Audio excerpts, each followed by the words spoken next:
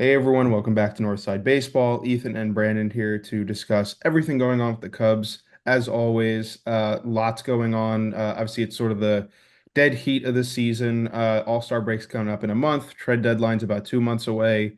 Cubs have established themselves very clearly as a serious contender this year, even after a series loss against the Tigers, which was generally pretty competitive.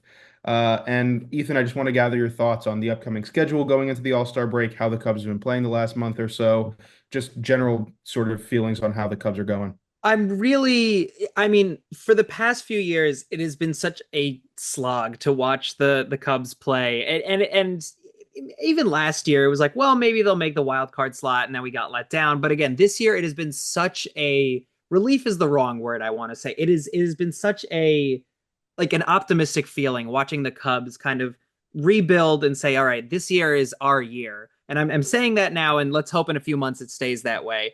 I do have concerns, small concerns. It's not huge concerns, but concerns nonetheless about our upcoming schedule. But let's get your thoughts really quick about how the Cubs have been doing so far this season.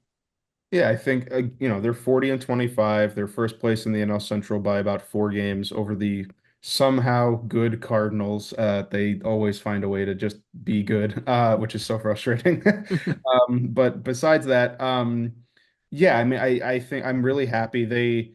We talked about this early in the season where the Cubs had a really difficult schedule at the start of the year. Remember, they played the Dodgers like 9 times, 7 times or so. They played the Diamondbacks.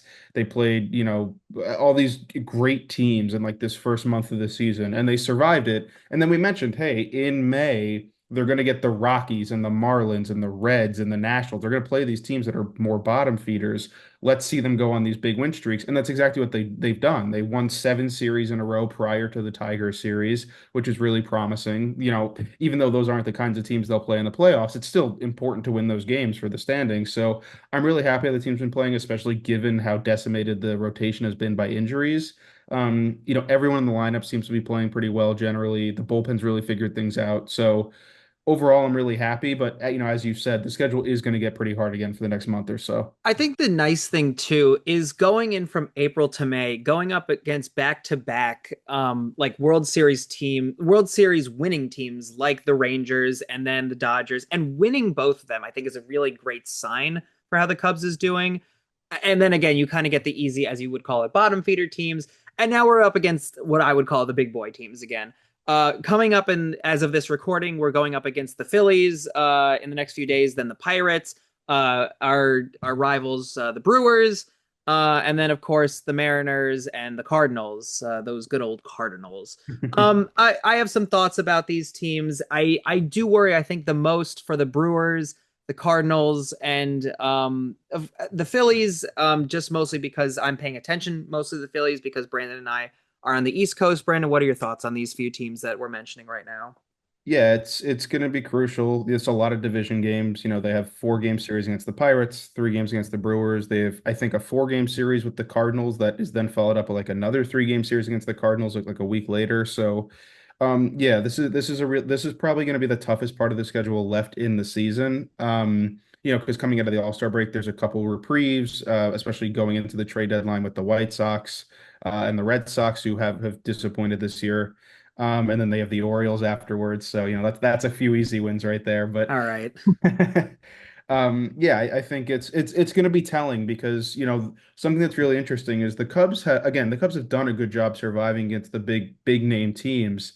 But recently they've struggled against really good pitchers. They were shut out by Mackenzie Gore. Tariq Skubal only gave up 1 run against them. Jack Flaherty shut them out. They're facing Zach Wheeler tonight as at the time of this recording. It's going to be really interesting to see, now that they're going to draw some really good pitchers again. Paul Skeens is going to come up.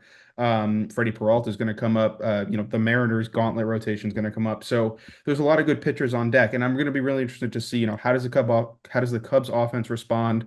Hopefully, in the next few weeks, Shodi Managa is going to return. Hopefully Miguel Amaya is going to return. Porter Hodge could return. So there's reinforcements coming even prior to the trade deadline. I think that this is going to be a good period for the Cubs, who have built a nice cushion in the NL Central to really test their mettle against, a long, grueling schedule for the next month.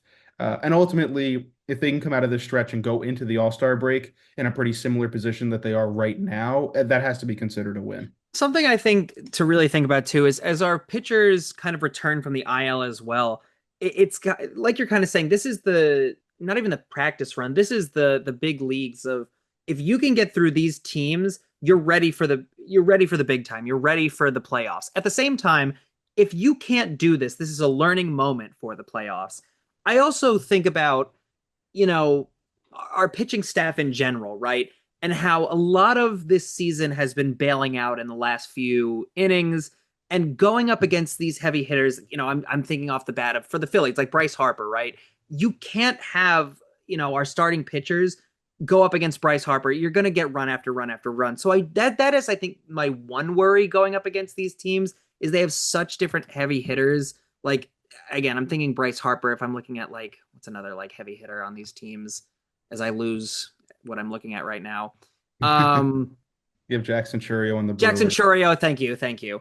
But yeah, that's I think my one worry. Do you have any worries? Like we're talking all positively, which is great. And I always hate being a Debbie Downer, but I feel like there's always, some negative, leaking, creeping in the shadows. No, no, this is what a stretch like this is for. It's ideally you'd face, you'd win every game you play, and there wouldn't even be a question going to the playoffs who the best team is. But we're a month and a half out from the trade deadline. The Cubs are going to lose some games here. They might get, they might get really, smashed by one of these really good teams, and that's going to, show the fans, the front office, even the guys in the clubhouse what the weaknesses on the roster are, which you then take into the trade deadline. And again, we know that the team needs a starting pitcher. Probably could use some reinforcements in the bullpen. Definitely need a bat on the bench. The bench has been generally pretty terrible this year. So we know the needs, but I think it's going to be really, enlightened upon us when, it's one thing for the Cubs to drop a game to the Nationals because the Nationals are starting Mackenzie Gore and, he's a great starter and, that just is what it is. But it's another thing to lose a series to a team like the Tigers or, if they lose to like the Brewers or the Cardinals, God forbid. But, like if that's what happens, you have to really take those to heart and say, okay, we need to improve our team, in this way. Clearly we need another starting pitcher. Our depth just isn't there right now with all the guys hurt. So this is an important stretch of the schedule. It's coming at, the right time because the Cubs have built up this cushion over the last month. But ultimately, I think that more so than worrying about necessarily what's in front of them, they need to worry about the guys in their own clubhouse and seeing how they're performing. But as always, we want to hear your comments. How do you feel about how the Cubs have been playing recently? How do you feel about the schedule going into the All-Star break and eventually the trade deadline? Are there specific players you want the Cubs to target come the trade deadline? Let us know all of it in the comments, and we'll respond as always.